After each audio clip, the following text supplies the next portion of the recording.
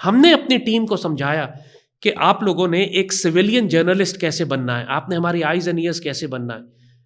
پورے پاکستان سے جیسے جیسے جنگ ڈیولپ ہو رہی تھی تو ہمارا جو براس ٹیکس کا ہیڈ کوارٹر تھا وہ ایک انٹیلیجنس ہیڈ کوارٹر میں تبدیل ہو چکا تھا. پورے پاکستان سے ہمارے والنٹیئرز ویڈیوز بنا کر باقاعدہ ٹائم اور ڈیٹ کے ساتھ کیا، یہ تاریخ ہے، یہ وقت ہے، یہ مقام ہے، اس وقت یہ ڈرون دشمن کا یہاں پہ نظر آ رہا ہے، یہ اس کی ویڈیو ہے، ہمیں بھیج رہے تھے. اور ہم ریئل ٹائم میں پاکستان آرمی کو ڈسپیچ کر رہے تھے، ایئر ڈیفنس کو اور آرمی یونٹس کو، کہ یہاں پہ بھی ڈرون نظر آیا، ادھر بھی ڈرون ہے، یہاں آرٹلری فائر آیا، یہاں ڈرون گرا ہے آ کے.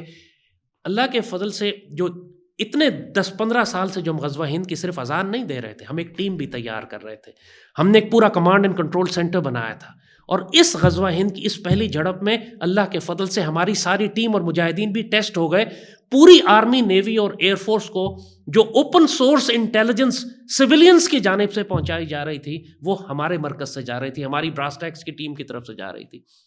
اور خود ایئر ہیڈ کوارٹرز کی طرف سے اور جی ایچ کیو کی طرف سے اور ہم سے ریکویسٹ کی جا رہی تھی کہ ہمیں پتہ کر کے بتائیے، خبر ہمیں ملی ہے کہ ہمیں اس علاقے میں کچھ ہوا ہے، آپ اپنے سورسز سے پتہ کر کے بتائیں کہ وہاں پر کیا ہو رہا ہے. کیونکہ دور دراز کے علاقے تھے، ہر جگہ انٹیلیجنس ایسٹس موجود نہیں ہوتے، اسپیشلی وار کے اندر. تو پاکستان کے شہریوں نے جاسوسوں کا کام کیا، پاکستان کے شہریوں نے آئی ایس آئی اور ایم آئی کے ایجنٹس کا کام کیا.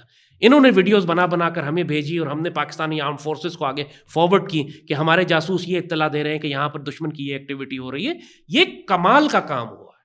اسی لیے D G I S P R نے اپنی پریس کانفرنس میں اس بات کا مخاطب کر کے کہا تھا کہ ہم ان تمام سویلینز کا بھی شکریہ ادا کرتے ہیں کہ جنہوں نے سائبر میں اور انفارمیشن وارفیئر میں ہماری مدد کی اور پاکستان کے دفاع کی جنگ لڑی. یہ ساری جنگ سویلینز نے لڑنی ہے.